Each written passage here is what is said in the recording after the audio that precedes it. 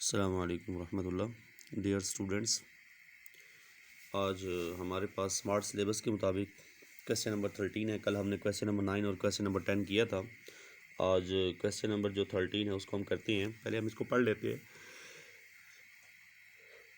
कहता क्या है? कहता है find an equation of the line throw. जहाँ से जो लाइन थ्रो हो रही है वो पॉइंट उसने दे रखा है और वो हमारे पास है -4 and -6 and perpendicular to a line having slope. कहता है एक दूसरी लाइन है जो कि परपेंडिकुलर है और उसका स्लोप दे रखा है। मैं उस स्लोप को नाम दे देता हूँ, मिसाल के तौर पे m1 m का या m1 का नाम दे देता हूँ। वो आपके पास है -3/2। ये हमारे पास स्लोप गिवन है और है भी परपेंडिकुलर, ये भी याद रखना। ठीक हो गया? मतलब ये परपेंडिकुलर स्लोप दे रखा है। ठीक हो गया? तो सिंपल सी बात है, हमारे पास x1 जो है वो इक्वल है -4 के और y1 जो है वो हमारे पास है -6 के। x1 और y1 भी है पड़ा, अब स्लोप भी है पड़ा। लेकिन यहाँ एक बात समझने वाली है। मैं मिसाल के तौर पे कहता हूँ, मैं कहता हूँ जी हमारे पास दो स्लोप हैं, एक m1 है और दूसरा आपके पास m2 है। ये इनका जो प्रोडक्ट होता है वो -1 के इक्वल होता है। ये हम पिछले क्वेश्चन के अंदर भी पढ़ चुके हैं। एक था लफ्ज़ पैरेलल। क्या लफ्ज़ था? पैरेलल। पैरेलल से मुराद ये होता है कि दो स्लोप आपस में अगर इक्वल, मतलब उन दोनों का आंसर अगर आपस में इक्वल आ जाए तो फिर वो होते हैं पैरेलल। अगर यूं आ जाए कि एक स्लोप का जो प्रोडक्ट है वो दूसरे स्लोप के बराबर, मतलब एक को दूसरे के साथ ज़रब किया जाए तो वो -1 के इक्वल आना चाहिए। मतलब अगर दो स्लोप आपस में बराबर आ जाएं, दो स्लोप आपस में बराबर आ जाए तो वो क्या लाइनें क्या होंगी? वो पैरेलल होंगी।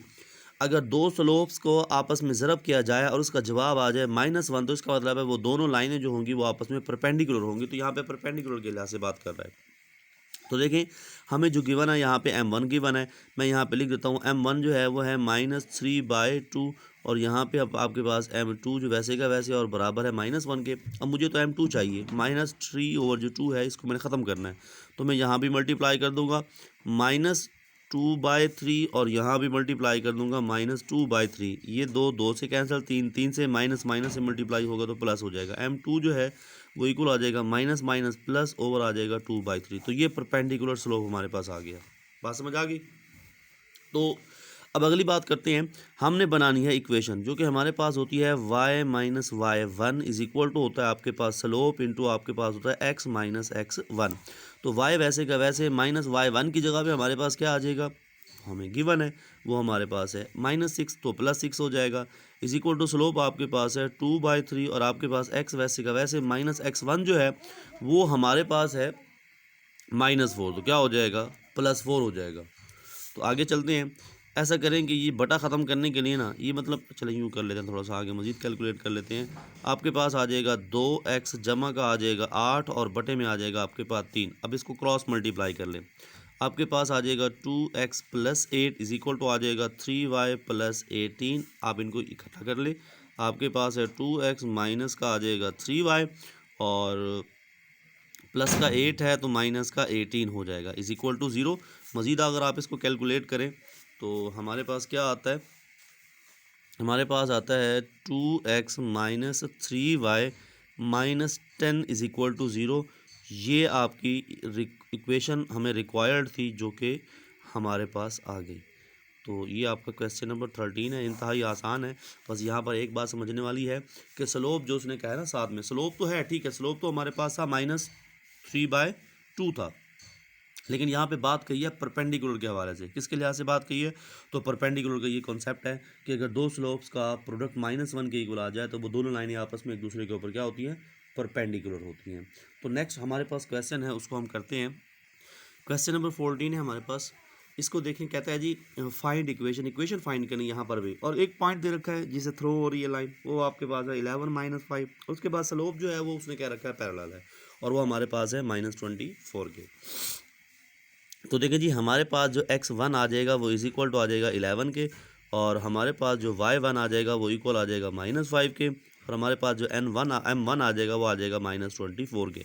और यहाँ पर परपेंडिकुलर के लिहाज से बात नहीं की, यहाँ पर बात की है कि पैरेलल वो चीज़ होती है, मतलब मैंने अभी आपको लास्ट टाइम बताया था कि अगर दो स्लोप का आंसर आपस में बराबर आ जाए तो वो आपस में क्या होते हैं, पैरेलल होते हैं। तो यहाँ पे पैरेलल का है तो इसका मतलब m1 जो है वो m2 के बराबर है। तो बहुत ही आसान सी बात है, बस आपने इक्वेशन क्रिएट करनी है। तो y minus y1 is equal to आ जाएगा आपके पास m into x minus x1 आ जाएगा। तो y वैसे का वैसे आ जाएगा, माइनस y1 की आपके पास कीमत है पड़ी, वो आपके पास -5 है, लेकिन हो जाएगा +5। आपके पास m जो है वो -24 के है, आपके पास x वैसे का वैसे आ जाएगा, -x1 की जगह पे आ जाएगा 11। ठीक हो गया बच्चों। नेक्स्ट आपके पास क्या हो जाएगा, आपके पास हो जाएगा y + 5 इज इक्वल टू, आप क्या करेंगे, आप -24 को अंदर मल्टीप्लाई करेंगे, तो ये हो जाएगा माइनस का 24x और माइनस माइनस प्लस हो जाएगा। उसके बाद जब आप 24 को 11 के साथ ज़रब करेंगे तो 264 के करीब आएगा। ठीक हो गया बच्चों। नेक्स्ट आप इसको अरेंज कर लें, माइनस का 24x को इधर लेके आएँ, प्लस का 24 प्लस का y हो जाएगा, प्लस का 5 है और माइनस का हो जाएगा 264 इज इक्वल टू 0। आपके पास आ जाएगा 24x, प्लस आ जाएगा आपके पास y और माइनस आपके पास आ जाएगा 259, क्योंकि 5 को मैंने उसमें से माइनस कर लिया, इक्वल आ गया 0 के। ये हमारा आंसर है, ये हमारी रिक्वायर्ड इक्वेशन है।